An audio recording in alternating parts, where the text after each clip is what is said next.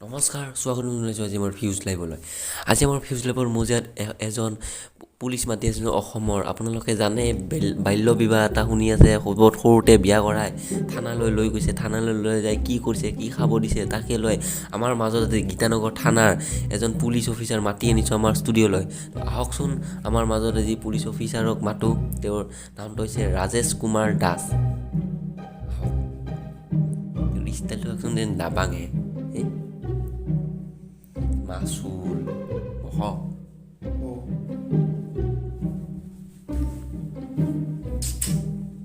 পুলিচৰ লগত এনেকুৱা কি কৰা? চৰি এৰেষ্ট কৰিব ছাৰ, হয় জান মোৰ এইটো ষ্টাইল। ছাৰ, বাল্য বিবাহৰ কাৰণে যে আপোনালোকে সৰু ছোৱালী মানুহক ধৰি লৈ গৈছে, ক'ত থৈছে? হয়, কি সুধিছে আৰু এবাৰ সোধাচোন। বাল্য বিবাহত যে সৰু ল'ৰাকেইটাক ধৰি লৈ গৈছে, ক'ত থৈছে, কি খাব দিছে? ল'ৰাকেইটাকতো বৰ্তমান ফিল্ড এখনত পেলাই থৈ দিছোঁ। খাব কি দিছে? একো খাব দিয়া নাই। কিয় এনেকুৱা অত্যাচাৰ? কি ভুল আছিল সিহঁতৰ? বিয়াহে পাতিছিল। সিহঁতৰ ভুল এইটোৱে যে তেখেতসকলে বিয়া কিয় পাতিলে। বিয়া পাতা নাই। এটা বৰ্তমান বহুত ডাঙৰ অপৰাধ। আপুনি বিয়া পাতা নাই? পাতিব নালাগে। আমাৰ হিমন্ত ছাৰে কৈছে যে বিয়া পতাটো বহুত ডাঙৰ অপৰাধ। তেওঁ কৈছে বিয়া পাতিবই নালাগে। হিমন্ত ছাৰে বহুত ডাঙৰ কথা কৈছে, ভাল লাগিছে মোৰ। বিয়া পাতিবই নালাগে, ময়ো পাতা নাই আজিলৈ বিয়া। এতিয়াতো হেমন্ত ক'ব দিয়ক, হেমন্ত ক'ব দিয়কচোন। চৰি, আপুনি কওক।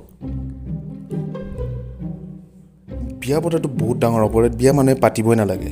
আৰু যদি বিয়া পাতিব মন আছে, আমাৰ চলমান খানৰ নিচিনা বিয়া নাপাতাকৈ থাকক, পাৰিলে বিয়া নাপাতিবই। আপুনি নাপাতে? মই পাতাই নাই হেমন্ত আৰু পতাৰ মোৰ ইচ্ছাও নাই। পাৰিলে মই নাপাতোঁ। আৰু কিবা আছে কৈ দিয়ক। নাই হেমন্ত আছিল অলপ ক'ব লগা, নকওঁ দিয়ক। হেমন্ত ক'ব লগা নকওঁ দিয়ক। হেমন্ত বিশ্ব শৰ্মা ডাঙৰীয়াই কৈছে 22ৰ পৰা 30ৰ ভিতৰত সন্তান জন্ম দিছে। যদি বিয়াই নাপাতে সন্তান কেনেকৈ জন্ম হ'ব আপুনি সেইটো কওক। হিমন্ত ছাৰে কৈছে যে বিয়া পাতক। এইবাৰ কৈছে নাই পাতা আগত। কোনে বিয়া পাতা নাই?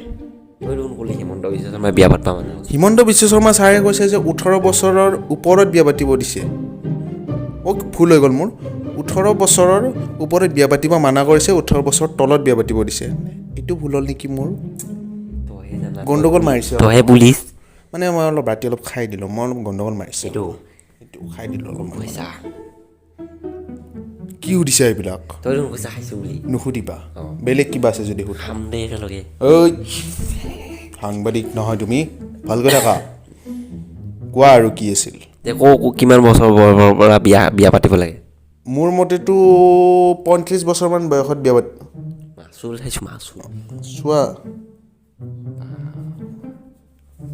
চেলমুনক টক্কৰ দিবি এইবাৰ। জানো কোৱা কি আছিল? কিমান বছৰৰ পৰা বিয়া পাতিব লাগে?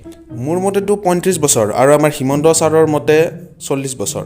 কিন্তু এনে তেখেতে এইটো কৈ থাকে যে 22, এইটো তেখেতৰ মতে 40। এতিয়া যে লৈ গৈছে ল'ৰা আৰু মানে ল'ৰাকেইটাক, সিহঁতক জামিনত বাপেক মাকে বহুত টকা দি ওলাইছে। সেই টকাবোৰ কি কৰিছে? সেই টকাবোৰ মই মোৰ পকেটত ভৰাইছোঁ আৰু পিছত মোৰ পকেটৰ পৰা ওলাই বেংকত যাব। বেংকৰ পৰা মোৰ কামত লাগিব। মই চৰকাৰৰ কামত নলগাওঁ। কিমানমান ল'ৰাক লৈ গৈছে জেললৈ? এতিয়ালৈ মই কমচে কম 5টামান ল'ৰাক এৰেষ্ট কৰিলোঁ। এতিয়া সিহঁতক মাক দেউতাকে সিহঁতৰ ঘৈণীয়েক কেনেকৈ থাকিব আপুনি কৈছে? মই কৈ আছোঁ, কাহিনী এটা কৈ আছোঁ। এৰেষ্ট কৰিবলৈ গ'লোঁ, মোৰ পূৰা ফ'ৰ্চ লৈ গৈছোঁ। ফ'ৰ্চ লৈ যাই গাড়ীখন ৰখাই দিছোঁ পূৰা। এনেকৈ চাউণ্ড এটা ওলাইছে। ভিতৰততো বাচন পৰা শব্দ। মই ভাবিলোঁ ভয় খাইছে। ৰিংটনহে। মই ভাবিছোঁ ভয় খাইছে, চিয়'ৰ ভয় খাইছে। পূৰা ফ'ৰ্চ লৈ গুচি গ'লোঁ এনেকৈ, বন্দুক চন্দুক লৈ। বেৰাৰ ঘৰ আছিল, ফুটা এটা আছিল। ফুটাৰে বন্দুকৰ গুলিটো ওলাই দিছোঁ। বন্দুকৰ যে এইখিনি থাকে ওলাই দিছোঁ। ওলাই দি কৈছোঁ কোন আছ ঘৰত, ওলাই আহ। দৰ্জা মিলিছে, মাইকীজনী ওলাই আহিছে। দাদা কওক। দাদা কওক। মই কৈছোঁ কওক নহয়, তোৰ হাজবেণ্ড ক'ত, তোৰ গিৰি ক'ত, তোৰ মতা ক'ত, তোৰ আৰু কিবা যদি কয় সেইটো ক'ত? বাপু। তাৰপিছত কৈছে তেখেত নাই। কান্দিছে। মই এনেকৈ চাওকচোন মোৰ চকুকেইটা ৰাৱণে এনেকৈ ডাঙৰ কৰি দিছোঁ। কি তেখেত নাই? ঐ টাচ নকৰিবা। মই কৈছোঁ যে কি তেখেত নাই, ওলাই লৈ আহা, জল্দি ওলাই লৈ আহা।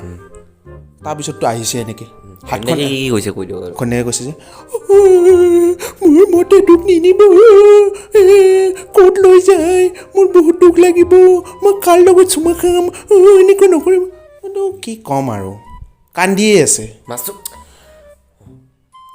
আছে তাৰপিছত মই ক'লোঁ নাকান্দিব আমি নিম কিন্তু পইচা খাই ওলাই দিম এনেকৈ কৈ দিছোঁ ডাইৰেক্ট মই মানে একদম চিধা চাধা জানে আপোনালোকে পুলিচে পইচা খাই ওলাই দিয়ে মই কৈছোঁ নিম পইচা খাই ওলাই দিম মতাটো এনেকৈ আহিছে এনেকৈ যেন সি মন্ত্ৰীহে মই কৈছোঁ ঐ হাত জোৰ কৰিব নালাগে চিধা যা গাড়ীত বহ গম পাইছে তাৰপিছত সি গাড়ীত বহিছে মোৰ মানুহকেইজনে লৈ গৈছে তাৰপিছত মই তাৰ ৱাইফটোক লৈ কেনে ৰুমৰ ভিতৰত গ'লোঁ তাৰপিছতখিনি নকওঁ মই তাৰপিছত ওলাই আহিলোঁ কি কৰিছে সেইটো মই নকওঁ কন্যাকে কান্দিছে নে কৈ দিয়ক কন্যাকে কান্দিছে বহুত কান্দিছে এনেকৈ কান্দিছে কিন্তু মই জানেই মাচুল দেখাই দিছোঁ ভয় খাই গৈছে কৈছোঁ ঐ বেছি নকৰিবি মাচুলেৰে এটাই ঘোচা মাৰিম দিল্লী আমেৰিকা বোম্বাইত পৰিবি জাগাত ভয় খাই গৈছে সেই ল'ৰাটো আহিলে ঘৰলৈ সেই ল'ৰাটোৰ পৰা মই 2 লাখ টকা খালোঁ 2 লাখ টকা জামিনৰ কাৰণে লৈছোঁ আৰু 2 লাখ টকাটো বৰ্তমান মোৰ পকেটত আছে মই যাওঁতে বেংকত থৈ যাম আৰু সেইখিনি মোৰে পইচা হিমন্ত ছাৰে বা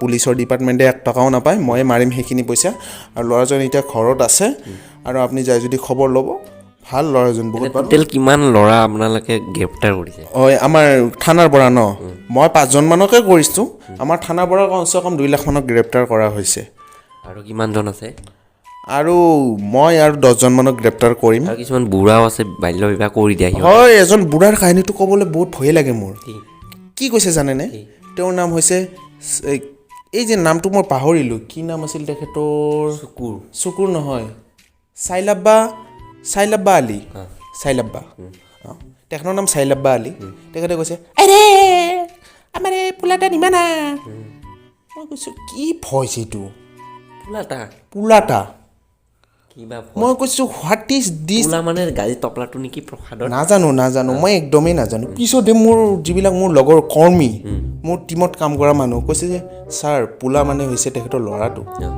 পিছতে মই বুজি পালোঁ মই কৈছোঁ পোলাক নিনিম পোলাক মই থানাত নি টোপোলা বনাই তোক ঘূৰাই দিম পোলাক মই বনাই দিলোঁ টোপোলা তাৰপিছত ঘূৰাই দিছোঁ এতিয়া বাপেকে লগত লৈ যায় বজাৰ কৰিবলৈ বুঢ়াই কি কৈছে বুঢ়াই কৈছে যে আৰে আমাৰ পোলাটা কেন লৈ যাও ৰেখা যাও না আমাৰ ঘৰে বুঢ়াৰ ভইচটো এনেকুৱা মানে তেখেতে বোলে সৰুৰ পৰাই ছোৱালী মানুহৰ লগত ডাঙৰ হৈছে মানে ভইচটো ছোৱালীৰ নিচিনা হৈ গৈছে চেম মোৰ এজন ফ্ৰেণ্ড আছে তেখেতৰ নাম বছিৰ একদম তেখেতৰ নিচিনা এনেকৈ যায় নেদেখাও এতিয়া বাৰু এতিয়া আৰু কিমান মান গ্ৰেপ্তাৰ কৰিব আছে নে হ'লে বৰ্তমান হ'লেই ছাৰে অৰ্ডাৰ দিলে এইটো মই সমাপ্ত কৰিব পাৰোঁ ঠিক আছে আপোনাক মই ষ্টুডিঅ'ৰ পৰা বিদায় দিলোঁ আপুনি অলপ যিহেতু ডিউটি আছে আৰু কিবা গ্ৰেপ্তাৰ কৰিব আছে টকা বেংকত থ'ব আছে আপুনিও যাওক আমিও ইয়াৰ পৰা এটা কথা ভাল হ'ল এইটো মানে এইখন আইনৰ কাৰণে মই অলপ ধনী হ'লোঁ মই এতিয়া মোৰ